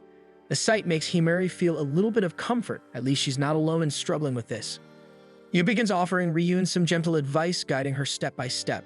Under his instruction, Ryun's arrangement quickly transforms into something delicate and beautiful. Himari watches silently, feeling lost again since Ryun was able to do it with only a little guidance. At the sink, she splashes water on her face. She stares at her reflection, at her short hair. The reason she cut it wasn't really style.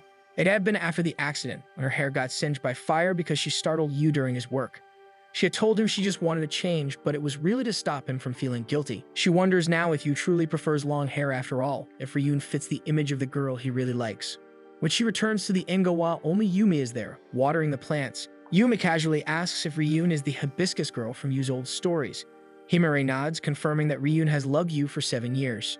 Yumi then asks if Yu feels the same. Himari answers honestly that he probably does, even if he won't admit it out loud. Yumi smiles softly before turning to tease Himari about her own crush on Yu. Himari immediately tries to brush it off with a flustered protest, but before she can say much, Yu and Ryun return to the room. Yu enters announcing his decision to base his next piece on sunflowers. He shows them an old photo, a small sunflower wreath he made for their middle school exhibit. Himari instantly recognizes it. Yu had crafted it with her in mind. Seeing that he still thinks of it and now wants to do a piece around it fills her with a quiet warmth. She nods and agrees that using sunflowers is a perfect idea. But then Yu credits Ryun for finding the photo and suggesting it. Himari's smile falters. The idea didn't come from Yu, it came from Ryun. She tries not to let her expression show anything. Yumi cheerfully interjects, suggesting they all visit a nearby sunflower festival. Everyone agrees, though in the end, Ryun stays behind to help with her family's shop. A few days later, Himari and Yu sit on a train bound for the festival. Yu takes the seat behind her, saying he's going to eat breakfast. But as he pulls out his food, he realizes he forgot to bring a drink. Himari hands him a bottle of green tea. Her voice is calm when she asks if he's thinking about Ryun. Yu is thrown off by the implication, so Himari explains that he's been avoiding her lately, and she assumes it's out of consideration for Ryun's feelings.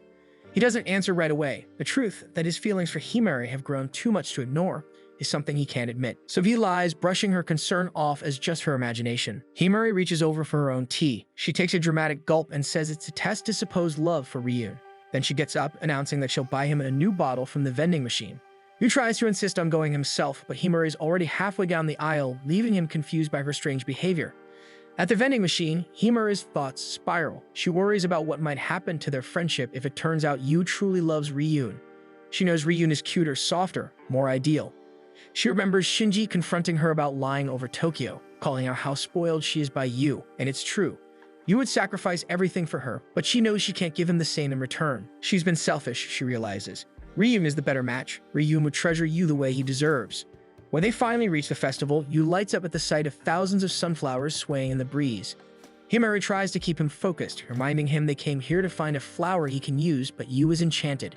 He weaves through the field, eyes sharp, searching for the perfect sunflower to use. He finds one, a golden vibrant bloom, and vows to make something beautiful with it by the time he faces Kureha, a piece for Himari to wear. They continue walking to search for backups as Himari tries to get his attention. but he's too focused on the flowers. Frustrated but confident that he cannot hear her, she mumbles her confession and turns around to walk away. To her surprise, Yu calls out to her, and Himari turns back, bracing herself to explain her feelings to him. Instead, he lightly scolds her, catching on that she's trying to bait him again. Her face burns. Feeling foolish, Himari spins around and bolts, trying to escape before the tears sting her eyes. Yu attempts to go after her but loses her in a tall field of sunflowers. Himari's foot catches and she tumbles onto the soft ground. She hears him searching and quietly calls her location, even though her voice is barely above a whisper. To her surprise, Yu finds her. He approaches gently and she presses something into his hands, the necklace with the ring. Without hesitation, she pulls in close and kisses him. Yu carefully packs up the sunflowers he picked at the festival, gently storing them to avoid damaging the petals. These are the flowers he'll be using to create accessories for his upcoming bet with Kureha. The pressure of the past week catches up to him in waves when his eyes land on the necklace with Himari's ring resting nearby. Suddenly, he is interrupted by the memory of the kiss they shared amidst the sunflower fields. Feeling his mind muddle and struggle to think of a reason for Himari's action, he opens the locker to where he stores flowers he has secretly cultivated. On impulse, he begins talking to them as if the petals can offer some kind of advice. Shinji walks in and catches him mid-sentence, calling him out with an eyebrow raised. Snapping out of his daze, Yu turns to him and asks if he's in on Kureha's plans to sabotage him. Shinji quickly denies it, explaining that while Kureha had asked for help gathering intel, she acted on her own. Hearing this, Yu tries to recruit him instead, asking Shinji to help with his side of the bet. But Shinji refuses, revealing that his priority is staying in Kureha's good graces because he has a crush on her. Yu is stunned, but before he can even tease him, Shinji blurts out that he overheard Yu confessing to the flowers about the kiss with Himari. Curious, Shinji asks if Yu has already confessed to her properly. Yu admits that he hasn't, insisting the sunflower trip was purely for gathering inspiration, not emotions. Shinji grows invested in the situation, pointing out that things between Yu and Himari are bound to shift now. He warns that Yu needs to focus on the competition first and deal with his feelings later. After Shinji leaves, Yu reflects on what was said. He knows Shinji is right. Regardless of how he feels about Himari, if he doesn't win the bet, he'll lose her anyway. His emotions have to wait. For now, the bet takes precedence. Elsewhere, Himari devours a plate of gyoza she made to distract herself. The moment she finishes, she's left with nothing but her thoughts, and the weight of what happened at the sunflower field crashes down on her. She buries her face into her arms, mentally scolding herself for kissing Yu. She grabs her phone, debating whether or not to message him. The panic builds as she wonders if Yu hates her now. Before she can send anything, Himari knocks and asks to come in. Himari freezes, fearing he'll interrogate her about the trip. She tries to escape through the window, only to find her brother already waiting outside. Cornered, she eventually confesses to kissing Yu. To her surprise, Himari doesn't scold her. Instead, he praises her for finally being honest about her feelings. Then with a smirk, he muses that if Yu rejects her, it'll be the perfect opening for him to steal Yu for himself. Deciding the conversation is over, Himari heads to the kitchen, only to discover the entire plate of gyoza is gone. He immediately yells at her for eating all of it.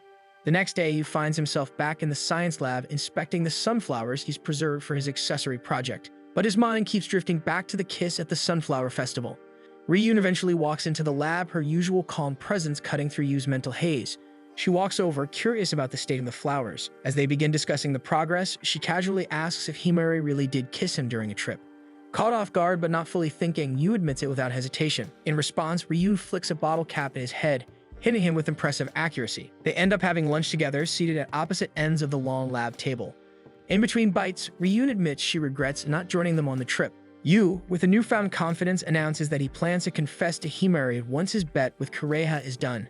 Ryun simply shrugs, telling him no one's stopping him. Still, she makes it clear that even if they start dating, she has no plans of giving up on him. She jokes that all she has to do is become Himari's best friend, then she'll have a front row seat to steal you back. With her usual teasing smile, she heads toward the door, only to find Himari entering the lab at that very moment.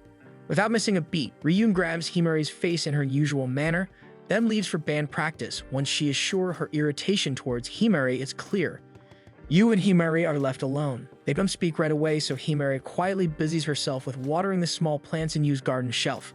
After a while, Yu tells her he has something important to say but says he'll share it after the bet with Kureha concludes. Seizing the moment, Yu removes one of the preserved sunflowers from the rack. Himari looks at it curiously, asking what he plans to make. Yu reveals that he's going to craft his sunflower tiara. Himari's eyes light up, her face breaking into a radiant smile that makes Yu's heart skip a beat. He realizes he's even more in love with that smile than he thought. Later that afternoon, the three of them, Yu, Ryun, and Himari, grab dinner at a burger shop. As they go over their plans for the upcoming Oban festival, it becomes clear that both Himari and Ryun will be too busy to help Yu finish his piece. With the school closing for the summer break, Yu worries he won't have a proper place to work. Without hesitation, Himari offers her home, mentioning that Hibari will be staying in anyway. Yu accepts, grateful for the opportunity. Over the break, he spends his days at Himari's place, working meticulously in her living room. Hibari frequently checks in, bringing delicious meals and observing Yu's progress.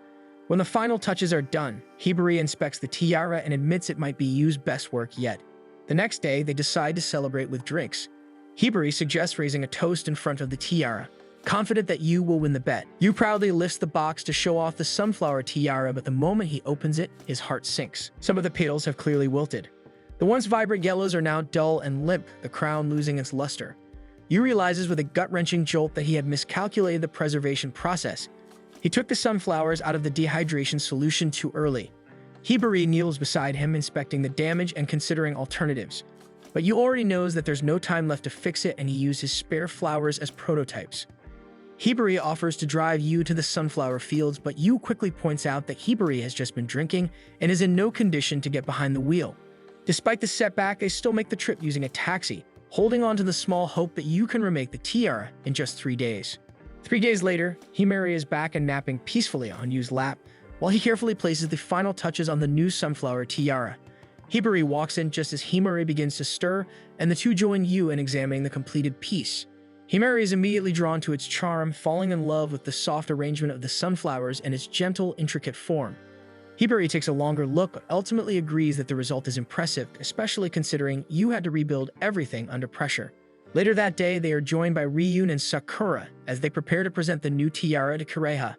When Kureha opens the box, her face softens with visible delight. The tiara's elegance and craftsmanship impresses her immediately. She comments on its bridal style, admiring how refined and polished it looks. Yu starts to believe he might have pulled it off, that perhaps Kureha will acknowledge the effort and declare him the winner. However, Kureha ultimately refuses to accept the tiara as something noteworthy. She admits it's a good product, but it doesn't meet the standard she expects from Yu. She explains that while it is aesthetically pleasing, it lacks the depth and intention that should come from his best work. She calls out the rush effort and expresses disappointment over the fact that Yu tried to pass it off without being honest about its backstory. Yu's growing frustration only worsens when Kureha reveals she already knew about the wilting petals and the rushed remake. She attributes this knowledge to Sakura, who has informed her in advance. When Yu glances at Sakura, she is quietly eating her snacks, unfazed by the accusations. Kureha finishes by stating that she never intended to be unfair. If the product had truly met the criteria she laid out, she would have admitted defeat, but trying to deceive her with an incomplete effort only reinforced her decision. After she leaves with Ryun, Sakura finally approaches the rest of the group. Yu immediately questions her, trying to understand why she exposed everything. Sakura explains that Yu trying to pass off a bad product is already a clear sign he shouldn't be making accessories anymore. To prove her point, Sakura simply sets down a box and urges him to take a closer look. Inside are the accessories he had worked on right before he had to stop selling to students. The pieces are now showing signs of deterioration. Some flowers have begun to wilt, and the quality of several pieces has clearly suffered. It becomes obvious that even his earlier efforts weren't as flawless as he believed. Before, Yu's only problem was that they lacked variation. It was the reason she challenged him to try making a wider range of accessories with different tones and moods. But ever since Yu's feelings for Himari had deepened, Sakura noticed a shift in his work. His technical skill remained, but the pieces themselves lacked focus and clarity. His heart, once the source of inspiration, had now become a distraction. She tells him bluntly that he isn't ready to become a professional creator if he allows his emotions to take over his process. She claims that his future clients shouldn't be the ones to suffer over his emotions. If he wants to turn this into a livelihood, he must learn to separate the personal from the professional. She tells him he should feel ashamed for even thinking the tiara, no matter how lovely, was good enough to pass off, because it wasn't just about aesthetics, it had a lot to do with his work ethic. Yu lowers his head in shame, the sting of her words cutting deeper because he knows she's right. Refusing to look at Himari, he mutters that she should forget his promise to speak with her. Himari looks stunned, but before she can say anything, Hibari gently instructs her to begin heading home. Left alone with Sakura, Yu stares down at one of his old hairpin creations. The charm is still there, but now all he can see are the flaws, the parts he hadn't noticed before. The next day, Himari finds herself in need of clarity. She calls Shinji, hoping to find clarity over the situation. He assures her he has no hand in Kureha's schemes. When she mentions staying in town to keep her promise to Yu, Shinji surprises her by suggesting the opposite. If she truly wants to support Yu, he suggests that leaving might be the right thing to do. By working as a model in Tokyo, she can gain influence, raise visibility for Yu's accessories, and one day help elevate his business. Himari hesitates, the idea of being far from you tightening in her chest. But Shinji continues. If her feelings are real and Yu's feelings are true, they won't fade with distance. Besides, Ryun will still be here, and she can watch over you. Himari touches where the ring around her neck used to be, unsure of how to proceed. Before parting, Shinji promises her that if she and Yu still choose each other in the end, he'll support their relationship completely. Later, Himari goes over to Yu's house and invites him out. With a playful tone, she tells him not to cheat while she's away, though Yu reminds her they aren't officially dating. She teases him, saying someone like Ryun wouldn't stand a chance because of her. But her voice turns solemn as she shares her decision to become a real model, to build something meaningful so that one day she can promote Yu's work properly. If she succeeds, she says, they can return to the same dream. However, if Yu chooses to prioritize their current love, she can just ask her grandfather to pay off the debt. Then, cupping Yu's face with one hand, she asks what he would choose, for her to stay and love him now or let her go and see what the future holds. Yu looks at her, almost overcome with the urge to ask her to remain. But when she refuses to listen to his answer if he chooses their present love, he grabs her hand and softly agrees. They'll walk separate paths for now, and maybe, if the world is kind, they'll find their way back. But he also accepts the bitter truth that they may no longer love each other in the future. As Himari packs her things, she can't help but hate her situation. Now that she and Yu have finally acknowledged their feelings for each other, they're being forced apart by fate. Meanwhile, Ryun wakes up to the sweltering heat of summer. As she changes out of her clothes, she flips on the air conditioning, planning to relax for the day since she doesn't have band practice and she's well aware that Yu isn't in the mood to see anyone, especially her. Just as she gets comfortable, her mother calls her downstairs and asks her to deliver some cakes to Shinji. Kureha, who was supposed to handle the delivery, had already left the house. Begrudgingly, Ryun takes the package and makes her way to Shinji's home. When she arrives, she finds him unusually cheerful about Himari leaving for Tokyo. Ryun stares at him in disgust. She casually remarks how rare it is to find him at home instead of out chasing after some girl. Shinji shrugs and sits on a bench beside the court near his house. Ryun walks over, prepared to hand him the bag of cakes, but at the last second, pulls it away from his reach. Shinji immediately notices something's bothering her and asks about it. Ryun admits she isn't happy about how Kureha is trying to take Himari away. She wonders aloud if Shinji could possibly do something about the situation. At first, Shinji refuses to get involved, but then Ryun plays to his ego, mentioning that Kureha would probably be impressed if he managed to outsmart her. The thought catches his attention and he stands walking back onto the court to continue practicing. Ryun watches him and calls out that everything he does is all to impress Kureha. If that's true, then helping Himari stay might just be his best shot at finally getting her attention. To her surprise, Shinji misses his serve. He finally agrees to help, but before committing, he asks if Ryun is truly okay with this because it could mean Himari wins Yu's heart in the end. Ryun acknowledges it and says that she'd rather lose fairly than win by default. She admits that while Yu may currently love Himari, she's confident that one day she'll win his heart. Elsewhere, Hibari is driving when his phone suddenly rings. He pulls over to take the call, only to be shocked by the identity of the caller. Back at school, Yu is tending to the garden. He's already beginning to feel the ache of Himari's absence, knowing that soon he'll be the only member of the gardening club. He figures this loneliness will stretch all the way until he finally opens his shop. But as he reflects more, darker thoughts creep in. There's no guarantee Himari will ever come back. Just as he realizes he's spiraling, he abruptly stands and tries to shake it off. That's when he hears Shinji call out to him. Shinji walks over, having sensed something was off. He learns from Yu that Himari is leaving by noon. Remembering Yu's earlier determination to follow her to Tokyo, Shinji hints that Yu should follow her to Tokyo again. Yu tries to argue that the last time he considered following Himari to Tokyo, the situation was different. However, Shinji quickly counters his reasoning, stating that there's no shame in choosing to devote one's life to the person they love. If Yu truly loves Himari, he doesn't need to continue making accessories or pursue a career as an artist. He can simply choose love and live a fulfilling life. Shinji then makes a bold accusation that Yu doesn't actually love Himari. If he did, there wouldn't even be a debate. Instead, Yu is letting Himari go to Tokyo on her own while he remains behind to continue his craft. Yu snaps, his hand shoots out, grabbing Shinji by the collar as he screams at him. He tells him he has no idea how deeply, overwhelmingly in love he is with Himari. When Yu finally lets go, Shinji drops to the ground, winded but smiling. He softly states that he's done his part. He's helped Yu realize just how much Himari means to him. With his chest pounding and heart reeling, Yu takes off. A sudden surge of energy floods his body, driven by the desire to be with Himari. Memories of their time together play rapidly in his mind. His legs ache and he stumbles, falling hard to the pavement, but even that doesn't stop him. The images of Himari stay vivid and sharp, fueling him to keep going. Meanwhile, Himari waits by the station, her suitcase by her side. She stares at her phone and sees a message from Koreha stating that she's stuck in traffic. Himari takes this extra time to wrestle with her thoughts. The weight of her decision bears down on her, especially when she thinks about Ryun. She knows how Ryun feels about Yu. Despite rooting for Ryun in the beginning, Himari still acted on her own feelings and kissed Yu the moment the opportunity arose. Korea had once told her that she could go far with her looks. That thought offers her some comfort. At least she could help Yu from afar by using her platform as a model. But that comfort is replaced quickly with the ache of separation. The thought of no longer seeing Yu makes her chest tighten as tears begin to fall from her eyes. Just then, a familiar voice calls out. Himari turns to see Ryun standing behind her. Quickly wiping her tears, she thanks Ryun for coming to see her off. She even makes a jab, noting how Yu hadn't even replied to any of her messages. Ryun smiles warmly and thanks Himari for forfeiting their match. Startled, Himari tries to explain that the kiss was just something friends might do, nothing serious. Still smiling, Ryun tells Himari that she needs to stop lying to herself. Himari insists that everything she's doing is for her and Yu's dream.